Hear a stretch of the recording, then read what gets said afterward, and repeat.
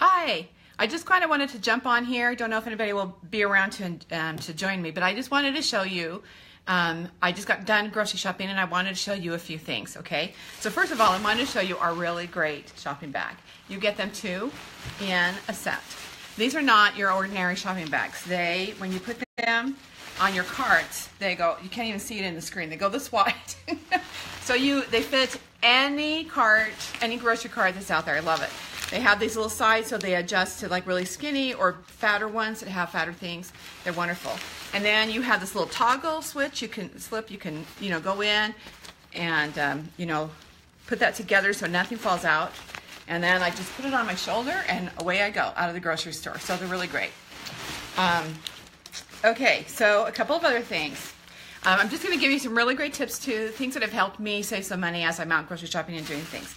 Okay, so first of all, if you have a recipe that calls for broccoli florets, don't buy the florets in the bag. They cost twice as much as buying broccoli crowns. And just broccoli crowns let you actually get in and really pick a crown that is really good, looks really nice, it's firm, those kind of things.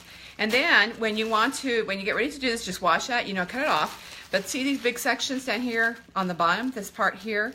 You're usually not going to use that in a recipe, no problem. What I do is when I get done cutting those off or cutting off the ends of like a green onions, I have here the bottoms of parsley. I have some asparagus I'm going to use later today too, snapping those off and sticking those in. Then I take those, everything that I've cut off and what I've done, and they go into a freezer Ziploc bag, okay? I'm also today probably going to debone some chicken thighs because I want to use the meat, but I don't want the skin and the extra fat, and I don't want the bones in there. And I'm not going to be too concerned about if I leave meat on the bones or not, because the bones are going to go in here. And when this bag is completely filled, bursting to the seams, I can't add anything else into it, I'm going to put it into a pan, cover it with water, and then set it to boiling. And this becomes my chicken stock. It is better than any chicken stock you can get out, that's out there on the market. And when I get done, I drain everything off. If there's some meat left on the bones, I will, take that off and add it to it. And then I just divvy it up into containers like this. These are just, leftover containers from, this is like, think feta cheese or whatever. And then don't forget to date it and say chicken stock so you know what you have and when you put it in the fridge, and then use it, the freezer, and then use it within 6 months. This, oh my gosh, when I was preparing this and putting it in, you can't believe, my house smelled so good. It's just amazing to do.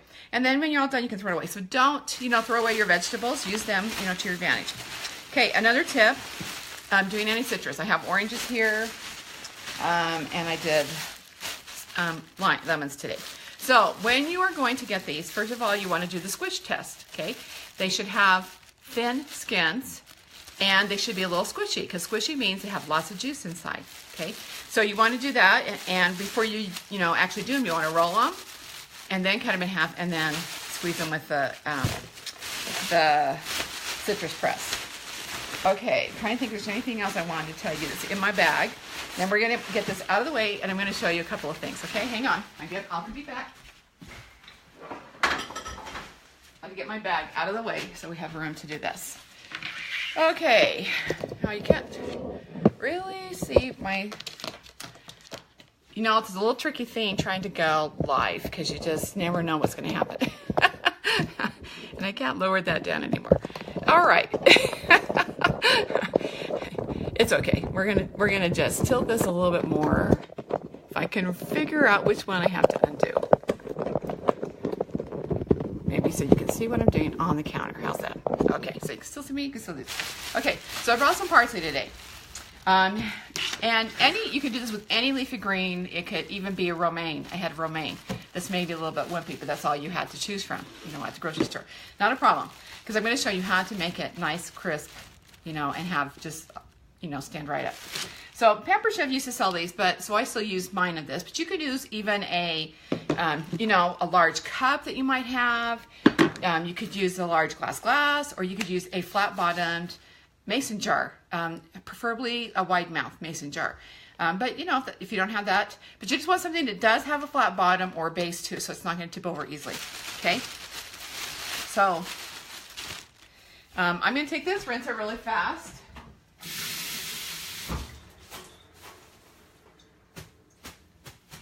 Should have already had that done, but that's going live. You never know what you're going to get. Okay, so I'm going to just take this. I'm going to cut off, you know, a good amount. So I have a nice fresh cut edge to it, okay? Then I'm going to put it into my container. And you can see why, if you had a wide mouth one, that would be a better thing. And then I'm going to take the bag that I bought it in. I'm going to put it in here. And I'm going to use a Twix clip. You could use, you could even tie a knot. You could even just kind of somehow, you know, to kind of close it up in. But you want to have it you know, a little poofiness of air or something in there too, so that it doesn't smash everything down. Then you just put it in your fridge. And guess what?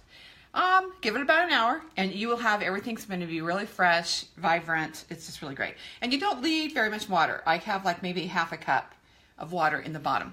And you could do this like with cilantro, parsley, any of those herbs. And a lot of times you don't use them all at once. And so what you want to do is just change out the water so that it's always nice and clear. Okay. So that's that. And I'm going to put this into my freezer bag here. Okay. Next thing we're going to do is I want to cut up some bell peppers today. I really just like snacking on bell peppers. They're just nice and crisp. They give me the crunchiness. No sugar, no carbs. So that's a really good thing. Okay, trying to eat really healthy here. And so I'm going to pull this out and I'm going to use our simple slicer. You'll see this a little bit more, but I wanted you to see it in action and some of the things I use it for. And I'm going to just take this, put it down on the bottom. And I know you can't quite see that, but you just rub it back and forth and you end up with bell peppers, nicely sliced, ready to be chunked on or whatever else. If you need it diced, you just lay it down the opposite direction, put it back on, and then you end up with diced bell peppers, okay? The fun thing too is not very fun to get the seeds out sometimes to do that. So I'm going to use our scoop loop. It has a smaller end or a bigger end, so it depends on what side you're using. And I've had lots of people who use this even with, you know, cleaning out their pumpkins and stuff. But it's just really great. You can get in and get all of the pit out. Love it, love it. We like bell peppers at my house, okay? And then if I'm going to slice it up, I'm going to use our knife and slice it in half and into quarters because it's just a little easier to manage in our quick slice that way, okay? And just put it in. No, you can't see very well, but I'm just putting it in like this. And then I'm just gonna line that up and slice it. And there I have all mine there. So, sorry, got interrupted by a phone call coming in. Never had that happen in a live before. Okay, so those are just some tips. Wanted to come live and to show you those today. So have a great day. Watch for me later. I'm gonna try to come live every day and show you something new. So have a great day.